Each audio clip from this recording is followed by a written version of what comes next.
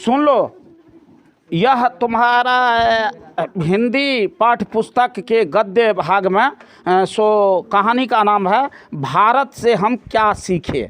तो भारत से हम क्या सीखे और सब कहानी की तो अलग तरह की सारे भारतीय लेखक थे, लेकिन इसकी एक खास विशेषता, पहचान, प्रवृत्ति, संस्कृति और हमारी हिंदी साहित्य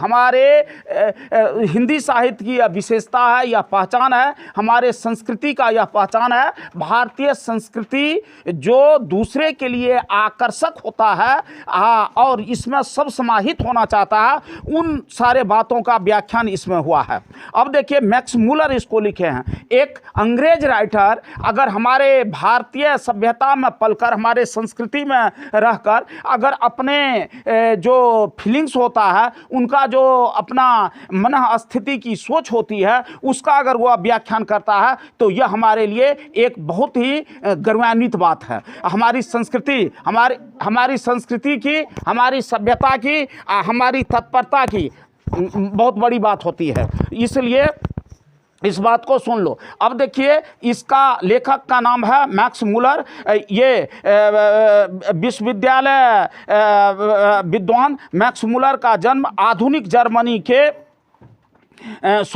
एक आपको डेसाऊ नामक नगर में 6 दिसंबर 1823 ईस्वी में हुआ। जब मैक्स मुलर 4 वर्ष के हुए तो उनके पिता एक जो कि बहुत प्रबुद्ध थे, लेकिन उनकी मृत्यु हो जाती है। पिता के निधन के बाद पूरे परिवार आर्थिक दास्ता से जूझने लगता है। अब न तो बच्चे की भोजन वस्त्र आवास और परिवार के लिए भोजन वस्त्र आवास पूर्ति हो रही है और न शिक्षा दीक्षा अच्छी मिलने की संभावना बन गई। लेकिन संघर्ष हमेशा लोगों को शिखर पर पहुंचाता है, इस बात की स्पष्ट हो जाती है। पक्का इरादा वाले मैक्स मुलर बचपन से ही एक अद्वितीय प्रतिभा के व्यक्ति रहे हैं।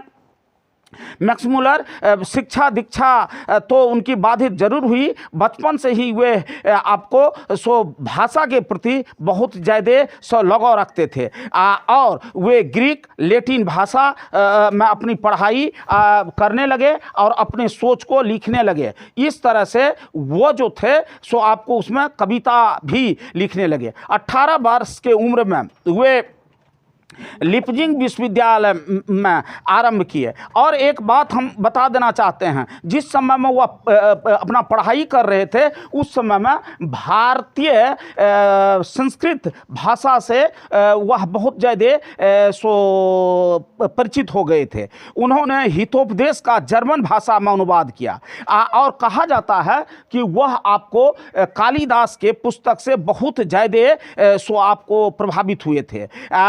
इसके बाद उन्होंने स्वामी विवेकानंद, ये सब सारे कुछ को वह पढ़े थे। और हालांकि मैक्स मुलर का निधन 28 अक्टूबर 1900 ईस्वी में हो गया, लेकिन उनकी जो प्रस्तुति है एक विशिष्ट प्रकार की है। भारतीय सिविल सेवा हेतु जो चयन होता है युवक और अधिकारियों को, उसकी श्रृंखला के एक कड़ी में वह आपको उत्कृष्ट प्रकार की अपने बातों को बताया था और उस स्तर के वे आपको शिक्षा भी पाए थे और शिक्षा देने के लिए कटिबद्ध रहते थे। अब देखिए, लेकिन भारतीय संस्कृति की जब बात हम देखेंगे तो वह भारतीय सभ्यता संस्कृति का उन्होंने मुक्त कंठ से प्रशंसा की है। इस तरह से हम कह सकते हैं कि मैक्स मुलर जो थे भारतीय सभ्यता के बहुत ही उत्कृष्ट और भारतीय सभ्यता को जानने वाले थे। वह भारत के सभ्यता एवं संस्कृति को विश्व में सर्वोत्तम बताया, क्योंकि उन्होंने स्पष्ट रूप से कहा है कि जीवन में बड़ी बड़ी समस्याएं के ऐसे समाधान यहाँ ढूंढ निकाले जाते हैं जो विश्व के दार्शनिकों के लिए चिंतन का विषय रहता है। उन्होंने मानवीय मूल्य को उत्कृष्ट कहा विश्व में भारत की धरातल ऐसी है जहाँ की प्राकृतिक सौंदर्य अद्वितीय है। मानवीय गुण, मूल्यवान रत्न आदि प्राकृतिक संपदा और मनीषियों का आध्यात्मिक चिंतन भारत का जो है सो किसी के लिए ज्ञानवर्धक और ज्ञानदायी है। फिर इस सिलसिले में उन्होंने यह भी कहा जो अगर कोई व्यक्ति भारत का वाजिब और स्पष्ट रूप में दर्शन करना चाहता है तो सच्चे अर्थ में उसके दर्शन जो है सो ग्रामीण क्षेत्र में होते हैं, क्योंकि वहाँ सच्चाई, प्रेम, करुणा, सहयोग की भावना ग्रामीणों में कूट कूट कर भरी होती है और वह एक दूसरे को उत्कृष्ट प्रकार से मदद करने के लिए कटिबद्ध होता है। जबकि पश्चात संस्कृति में और पश्चात देशों में सो मदद करने की प्रवृत्ति नहीं हुआ करती है। इस तरह से भारतीय सभ्यता और संस्कृति उत्कृष्ट है। और उन्होंने कहा भारत ऐसे अनेक समस्याओं से समाधान को समय से पूरा कर लेता है जिसको कि लोग सोच भी नहीं सकता है, क्योंकि भारत ऐसी समस्याओं से भरपूर है जिसका समाधान वह यूरोपीय लोगों के अनेक समस्याओं का निदान संभव कर सकता है। तो भारतीय अपनी समस्याओं का निदान करता है और वह यूरोपियन लोगों के लिए फुटप्रिंट्स बन जाता है, पदचिन्ह बन जाता है और उसको देखकर सो यूरोपियन भी आगे बढ़ सकता है और अपना समस्या का निदान कर सकता है। ऐसा इसलिए उन्होंने कहा है क्योंकि भारतीय लोग सदैव चिंतन में, संघर्ष में और परिश्रम में विश्वास करते हैं। इस तरह से उनकी ये जो है प्रवृत्ति सो विश्व में अन्य लोगों के साथ नहीं रहती है और विश्व में और सब देश के लोग जो होते हैं सो संघर्ष में नहीं बल्कि सो आपको दूसरे के कमाई पर अवलंबित और दूसरे के प्रेरणा को सीखने के लिए तत्पर नहीं रहते हैं। लेकिन भारतीय लोग सो बहुत ही उत्कृष्ट प्रकार से अंतिम क्षण तक, जीवन के अंतिम दौर तक कुछ सीखने के लिए तत्पर रहता है, जो यूरोप और देश के लोगों में, जहाँ तक यूरोप महादेश के देश के लोगों की बात है वहां भी यह नहीं मिल पाता है। उन्होंने कहा अगर हम अपने चिंतन को बढ़ाना चाहते हैं तो भूविज्ञान, वनस्पति विज्ञान, जीवों के अध्ययन और पुरातत्व ज्ञान, नीति शास्त्र जैसे विषयों का हम अगर भारत पहुंचे तो भारत में इसका प्रत्यक्ष दर्शन हो सकता है।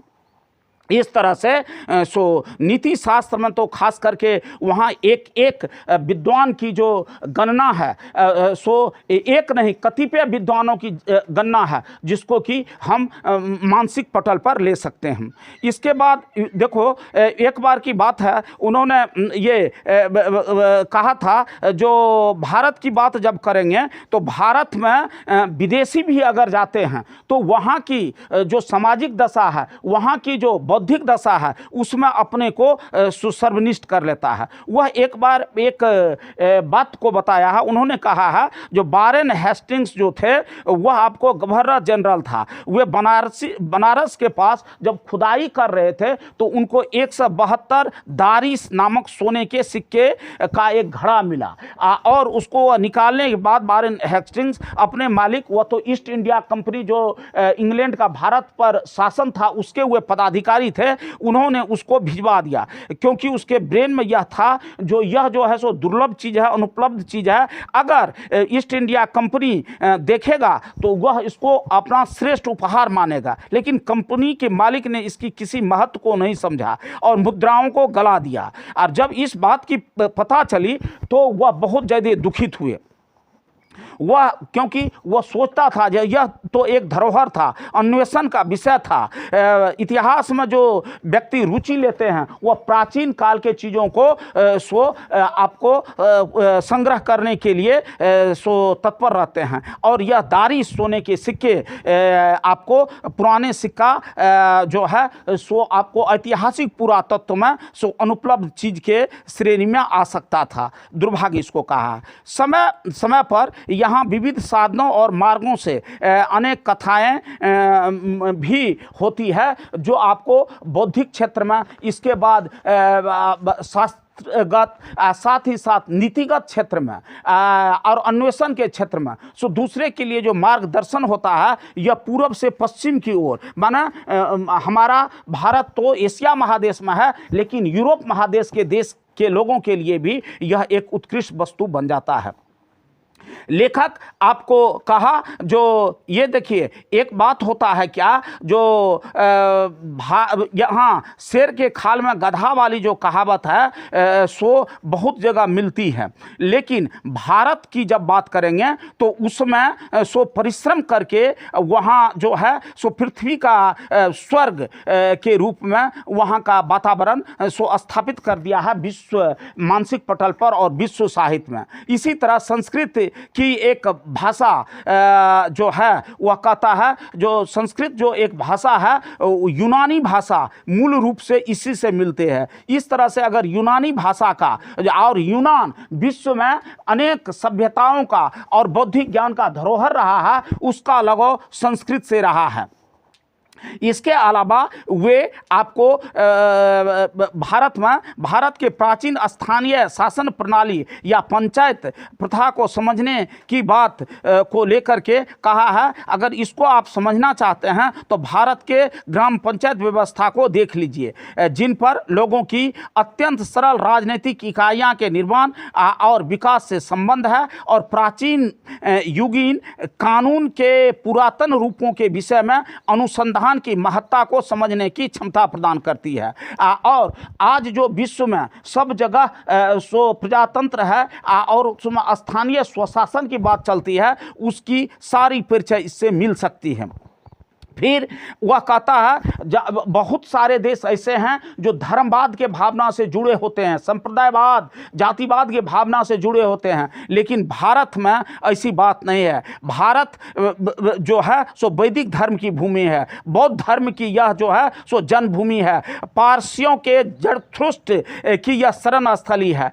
ऐसा सो विश्व में कहीं नहीं स्थल मिल सकती है जहां इतने सारे धर्म का सो पृष्ठभूमि और जड़ किसी न किसी रूप से भारत से जुटी हुई है। वह संसार में और कोई देश नहीं है, वह अकेला भारत है। आज भी यहाँ नित्य सो नए मतांतर प्रकट और विकसित होते रहते हैं, लेकिन भारत धार्मिक क्षेत्र में विश्व में सर्वोत्तम है और सबसे ऊपर है। यहाँ की भूमि की प्राचीन इतिहास भी जुड़ी हुई है। किसी की ज्वलंत समस्या को लिया जाए तो उसके समाधान के लिए वह भावी पीढ़ी के दिशा को देखने के लिए एक प्रयोगशाला के रूप में प्रयोग करते हैं और उसके चिंतन को दोहराते हैं। फिर मैक्स मूलर भारत की में जो संस्कृत की विशेषता है उसको कहा, संस्कृत भाषा जो है सो अति प्राचीन है और प्राचीनता इसकी सबसे बड़ी पहचान है।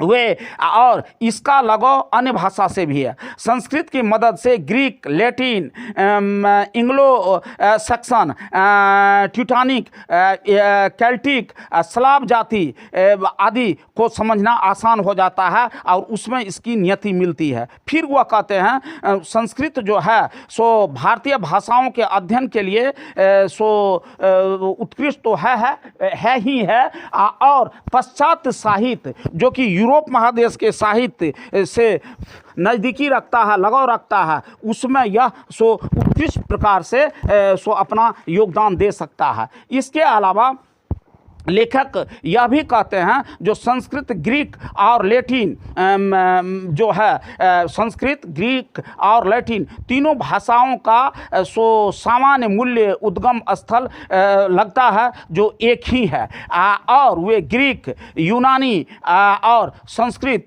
को कहते हैं जो इसकी लगता है जो शरण स्थल एक ही है, उद्गम स्थल एक ही है और एक ही जगह से एक दूसरे समानता रखते हुए आगे आया है और विश्व में यह लोगों की वाणी बनी है।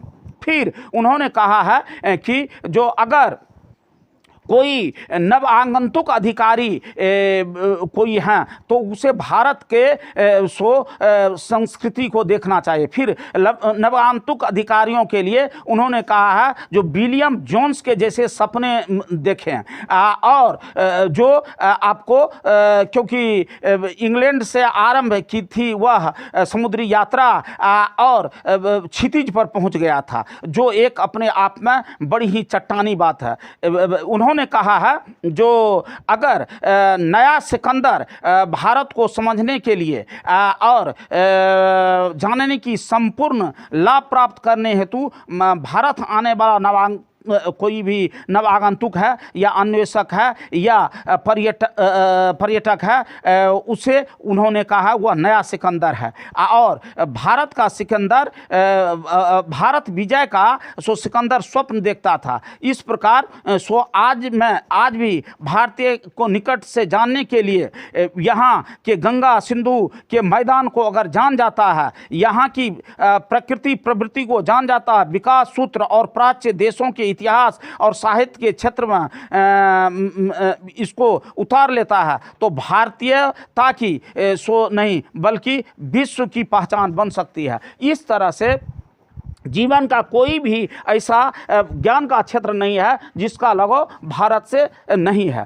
और भारतीय धरातल पर आने पर लोग शिक्षा के क्षेत्र ही नहीं बल्कि जीवन के आचार विचार को भी उत्कृष्ट प्रकार से देख करके अपने जीवन को सभ्य और सुंदर बना सकता है। सुन लो